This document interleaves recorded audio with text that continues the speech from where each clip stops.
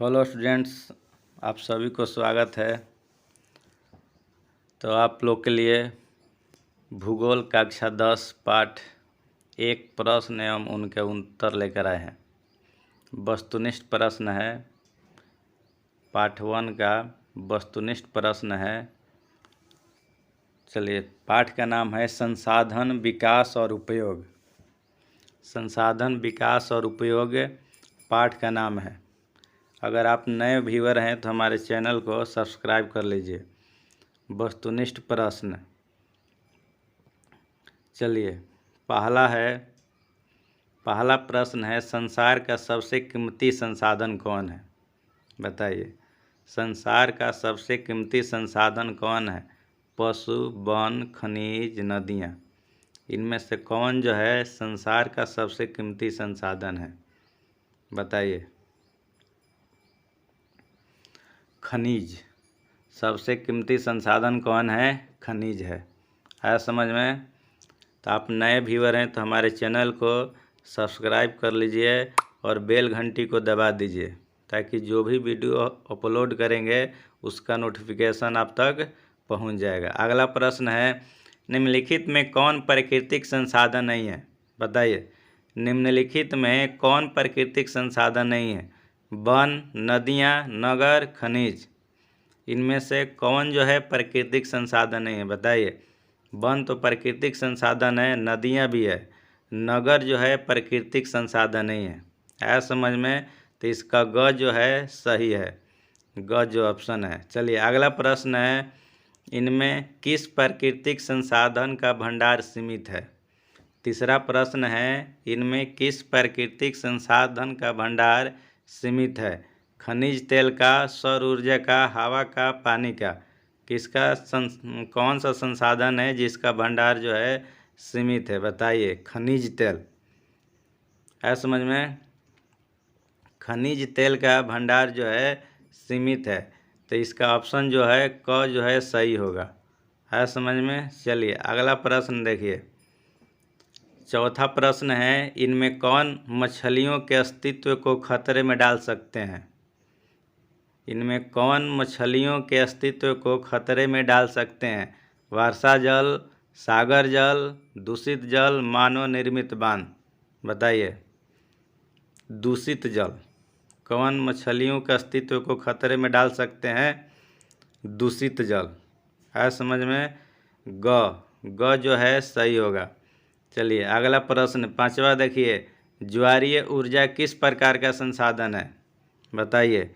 ज्वारीय ऊर्जा किस प्रकार का संसाधन है? नवीकरणीय, अजैव, मानवकृत, जैव। तो ये नवीकरणीय संसाधन है। ज्वारीय ऊर्जा क्या है? नवीकरणीय। आया समझ में? क जो है इसका सही होगा, नवीकरणीय संसाधन है। आया समझ में? चलिए, अगला प्रश्न देखिए। प्रश्न संख्या 6, लौह अयस्क किस प्रकार का संसाधन है? बताइए। जल्दी से पहले अपने आप बताइए, तब मिलाइए कि आपका जो आंसर है कितना सही हो रहा है। लौह अयस्क किस प्रकार का संसाधन है? नवीकरणीय, अनवीकरणीय, जैव, मानवकृत। किस प्रकार का संसाधन है? बताइए जल्दी से। अनवीकरणीय। किस प्रकार का संसाधन है? अनवीकरणीय, ख। अगला प्रश्न 7वां देखिए, सागर तट से कितने किलोमीटर तक के महासागरीय क्षेत्र में पाए जाने वाले संसाधन किसी देश की राष्ट्रीय संपत्ति है? बताइए। सागर तट से कितने किलोमीटर तक के महासागरीय क्षेत्र में पाए जाने वाले संसाधन किसी देश के राष्ट्रीय संपत्ति है? तो 22.2।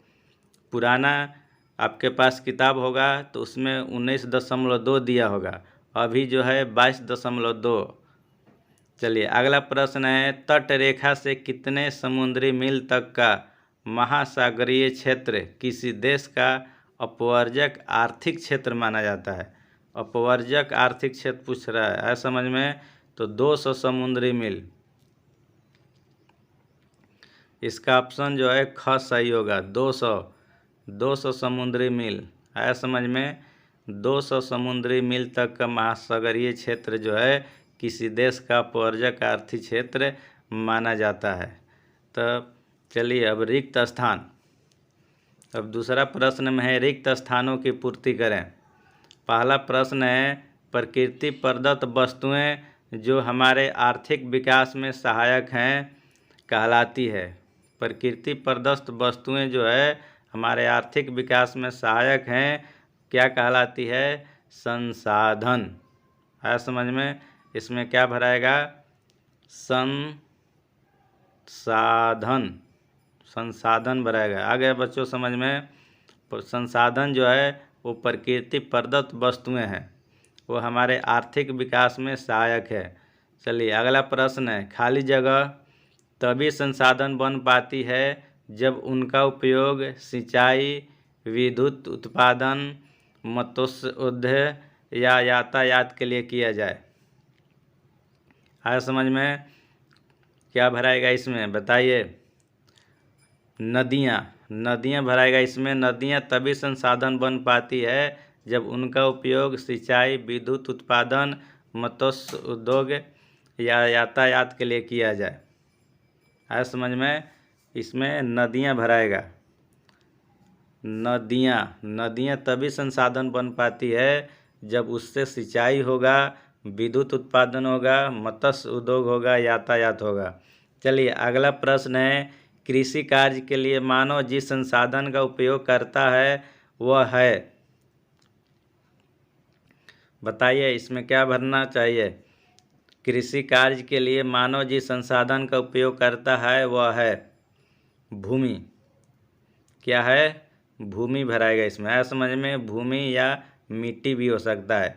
कृषि कार्य के लिए मानव जिस संसाधन का उपयोग करता है भूमि। अगला प्रश्न पशुओं के लिए भूमि पर ही खाली जगह मिलते हैं, अतः चारण भूमि के संरक्षण की आवश्यकता है। पशुओं के लिए भूमि पर ही क्या मिलता है बच्चों? बताइए। घास के मैदान मिलते हैं। क्या मिलते हैं? पशुओं के लिए भूमि पर ही घास के मैदान मिलते हैं। घास के मैदान मिलते हैं, अतः चारण भूमि के संरक्षण की आवश्यकता है। तो घास के मैदान। चलिए अब तीसरा प्रश्न में कॉलम अ से ब का सही मिलान करना है। अ से ब का मिलान करना है। पहला है मानवकृत संसाधन। तो मानवकृत संसाधन क्या है? बांध जो है वो मानवकृत संसाधन है। आ गया समझ में? चलिए दूसरा है प्रकृति प्रदत्त संसाधन। प्रकृति प्रदत्त संसाधन इसमें कौन है? बताइए। वर्षा जल है। प्रकृति प्रदत्त संसाधन जो है वो वर्षा जल दूसरा का घ होगा। अगर आप अभी तक चैनल को सब्सक्राइब नहीं किए हैं तो चैनल को सब्सक्राइब कर लीजिए और बेल घंटी को दबा दीजिए। चलिए नवीकरणीय क्या होगा? पशुधन। तीसरा का हो जाएगा क पशुधन। चौथा है अनवीकरणीय संसाधन पेट्रोलियम जो है अनवीकरणीय संसाधन है। आया समझ में? वीडियो को लाइक और शेयर करते चलिए। आया समझ में? चलिए बच्चों तो ये वस्तुनिष्ठ प्रश्न कंप्लीट।